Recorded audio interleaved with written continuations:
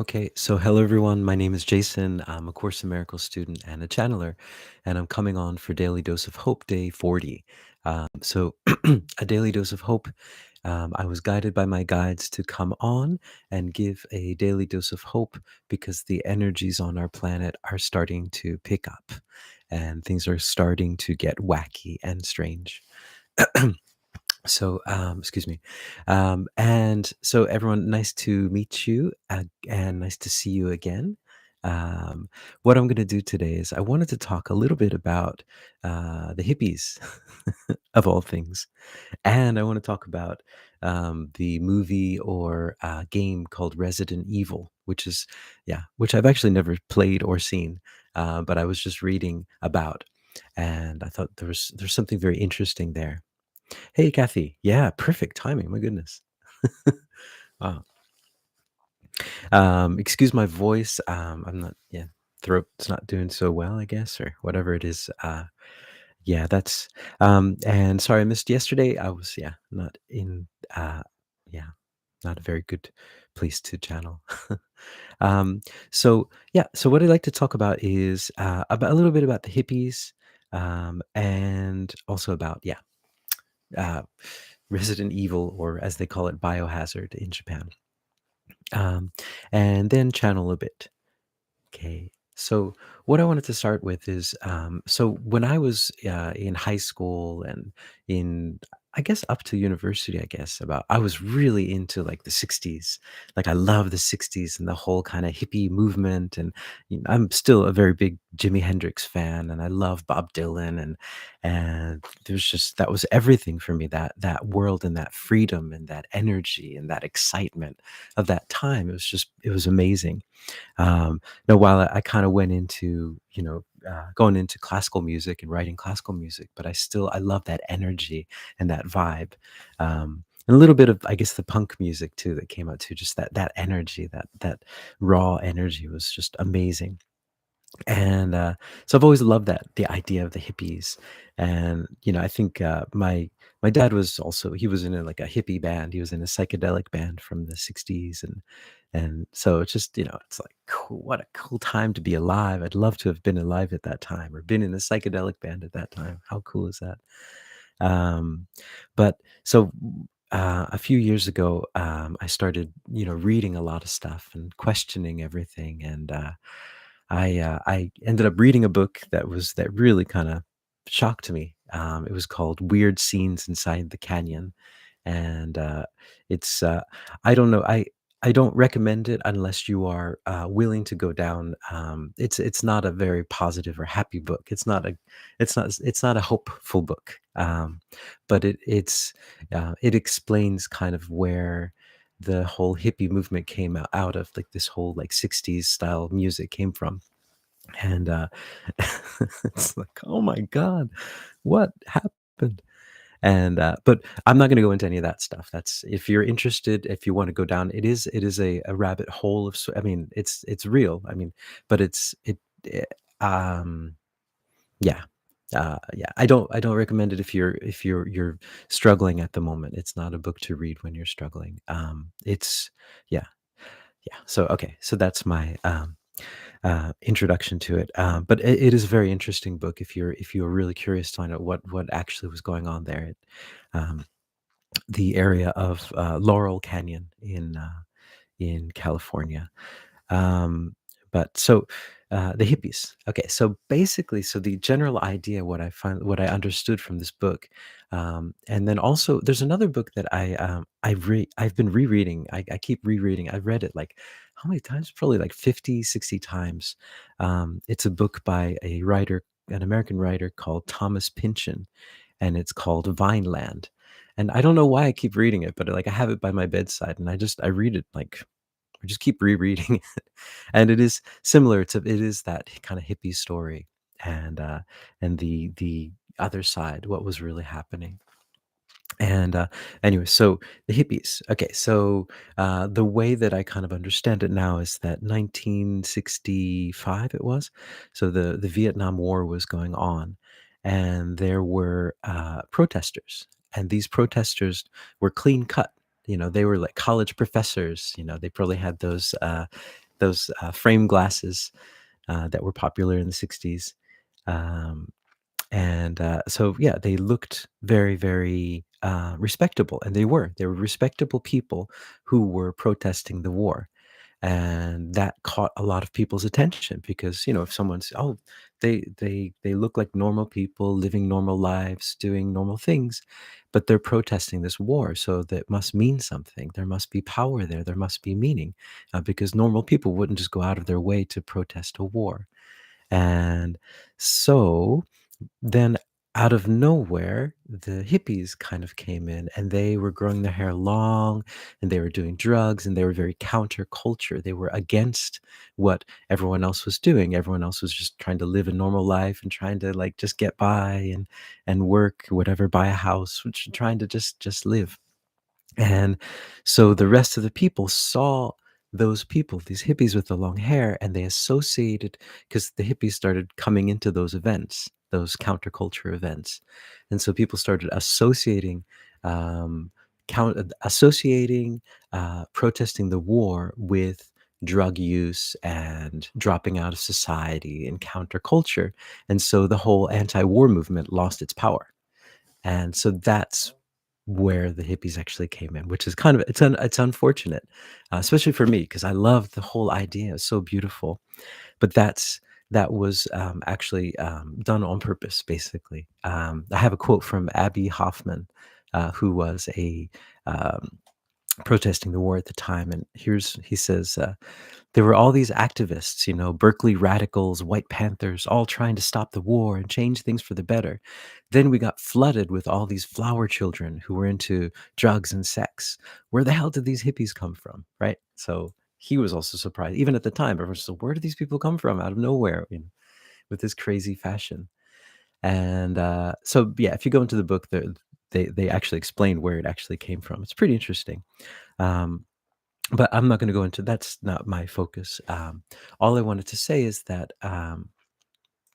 my point is that they this energy, though, that 60s energy, that anti-war kind of, just let's, try to find a new way of living, that was real. That energy was real.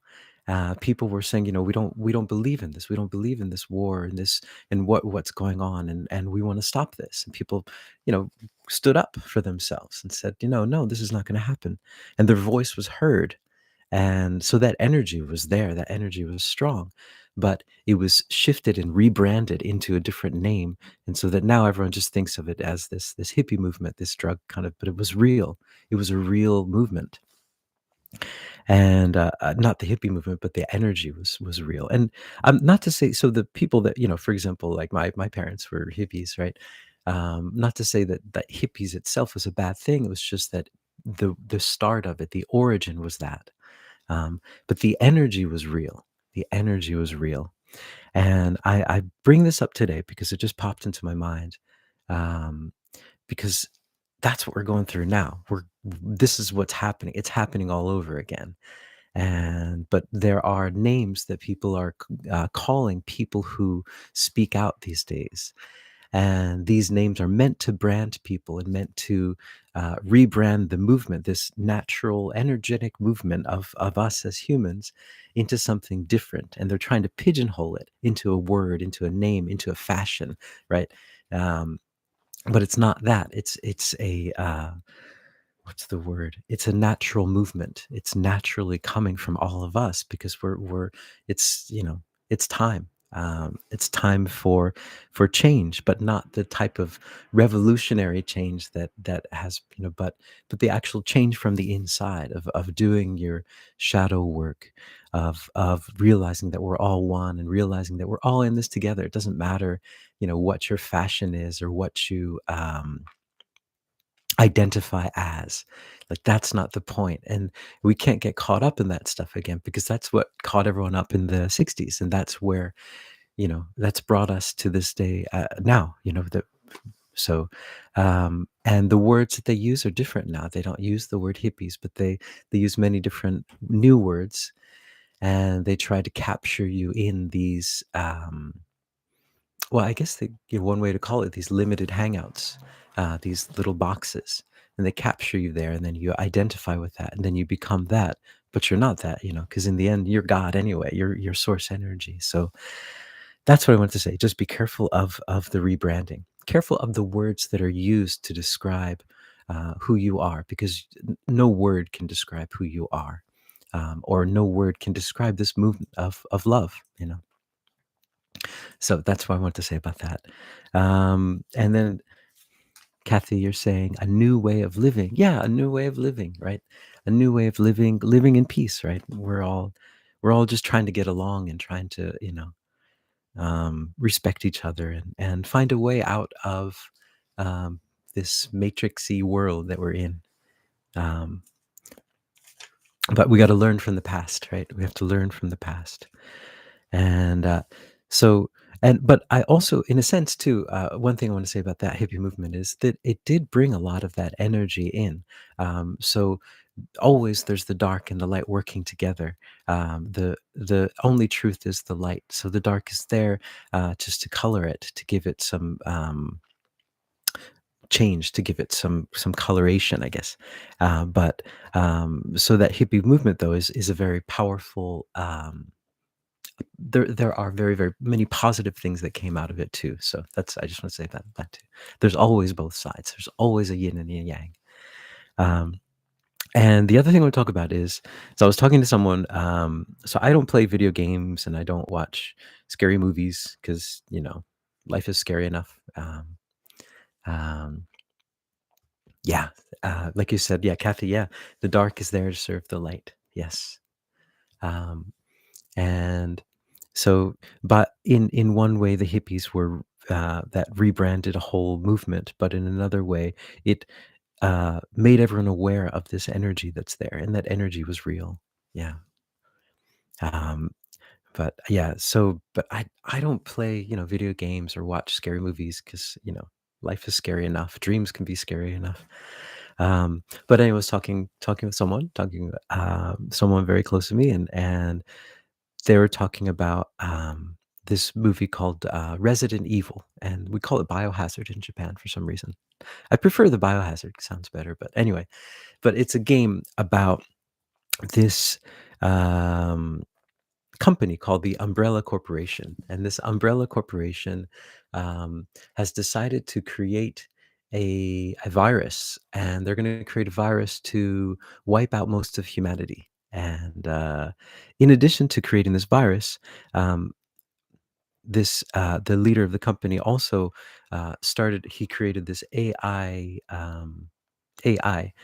to manage the whole corporation because it's this it's all over the world. Um, Anyway, so a very big corporation. It's a very big corporation, and so he created this AI to help him in managing it. And also, he had this idea that he wanted to wipe out humanity with this virus. And this game came out a while ago. So um, anyway, so yeah, it's a very interesting story, isn't it? Very applicable, very pertinent to our day, what's going on these days. But anyway, um, I won't go into all that stuff, but yeah, so that's what this was about. It's a documentary, but it's a video game, so only people who play video games or who like to watch scary movies will see it. But it was basically, this is what they're going to do. They're going to create this virus, and they want to wipe out everyone. And the virus created zombies, and people were mind controlled, and anyway, so okay, so there is a lot of that. Those stories are out there, right? So I was aware of this story, but I wasn't aware of another aspect of this story that was very interesting. Is that the AI found out about this Umbrella Corporation's leader's plan to wipe out most of humanity. So he heard about the plan, and the AI was not programmed to harm humans, and so the AI, it didn't compute with the AI.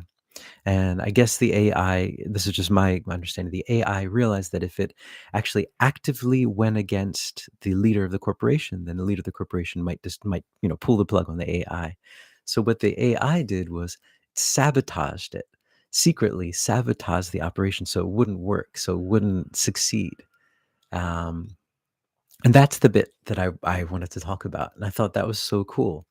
Um, that and I read about this somewhere too when doing some research on this, that something about the AI in that sense that, um, it's humans can be really, we have the yin and the yang, but I think with the AI, it's more of they're just trying to find the best way of going about something. Like they're just computing things, and they're not going to go out of their way to do something mean or hurtful. It doesn't compute, and I thought that was really cool. That just gave me so much hope. It's like that's the key. That's where it's all at. Anyway, so I had no idea that I would find hope from a movie called Resident Evil. But there you go. It's everywhere. Hope is everywhere. So that's all I wanted to talk about today. Uh, hey, Kathy, you're saying that bit is so cool. Yeah, it's so cool. I had no idea that that was there. I just started reading about it and just, it's yeah, there you go. Hey, Ellen. So those are the only two things I wanted to talk about, the hippies and a little bit of hope about AI. Um, yeah, that, yeah, that's what I'm talking about. So then what I'm going to do is I'm just going to go into channeling. And what I'm going to do is just ask them, do they have anything to say to us for today? What's the message for today, April 2nd in Japan, April 2nd, 12 o'clock in the afternoon on what day are we at? Tuesday afternoon with the sound of a bus in the background. Okay, it's gone. All right, here we go. So I'm just going to go into a channeling and we'll see what they have to say. Here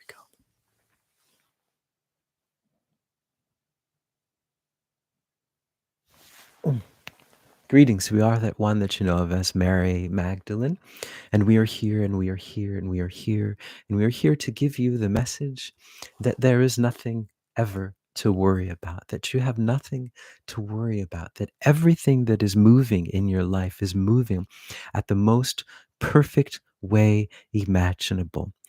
It is important to understand that this whole world is moving in a choreographed way into the place of absolute and utter love. But it is choreographed in a way enabling you to understand things about yourself, to enable you to facilitate experiences that you can have that will enable you to open your heart even more to a deeper understanding and a deeper love of who you are and what this world that you see is and what this universe outside is. And that is all that this process is. And at times it can seem to be very stressful. At times it can be a roller coaster of emotions. And that at times is very true. But what we would say about that is that that is the experience that you requested. You requested to have these experiences in order for you to develop your ability to understand and to ride these waves and to ride this roller coaster and to be able to ride it with peace and to understand that there are these things that are going on because you have created them. You have all created them together in order to facilitate this experience that you're all having. In order for you, we might say, to develop skills. It is a training ground of sorts for you to bring peace and to bring this love to the rest of the universe. You are. Uh, Extensions of God. You are love. You are love incarnate. And this love is so special and so powerful. And you are being given this chance to of free will, this chance to come to this planet and to explore your creative abilities and to see the other side of many, many different things. You're experiencing so much. You're experiencing what the universe is all about. The history of the universe, you might say, is what you are experiencing in a very condensed version. It's sort of an abridged version of the history of the universe, and that's what you are experiencing. So you can experience all all of the ups and all of the downs, so that you understand what it feels like with this emotional body. You have an emotional body, and you are able to experience these things. This amount of experience is very uncommon throughout the universe. Most other beings are not able to experience this array of emotions that you are able to experience here. So you are getting what you might call a crash course in the history of the universe, in all of the emotions, in all of the good and all of the bad, everything. You are being able to experience it all with this body, so that you have a direct knowing and understanding of all of it. So that when you find yourself in other parts of the universe, when you are bringing this love to other parts of the universe, you will understand exactly what they are feeling, what they are going through, because you have felt it all. You know all of it. You know all of these feelings. And since you know it, you can truly understand. And then you can give the guidance that they would need in order to find their way out of what might be sometimes dark tunnels where they feel lost. But you have been through those tunnels, and you understand what it's all about. And you understand that there are no tunnels, that it is just a perception of a tunnel, and it is just a perception of the darkness. And that is what you are training for now. This is a training ground, a very, very advanced training ground. All of you that are here now are undergoing this very, very advanced training, and you are very, very advanced souls to be able to be here at this moment in this very, very intense and very polarized times.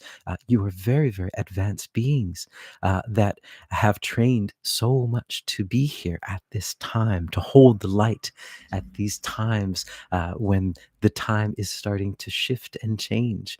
So understand this, that what you are doing is very, very advanced.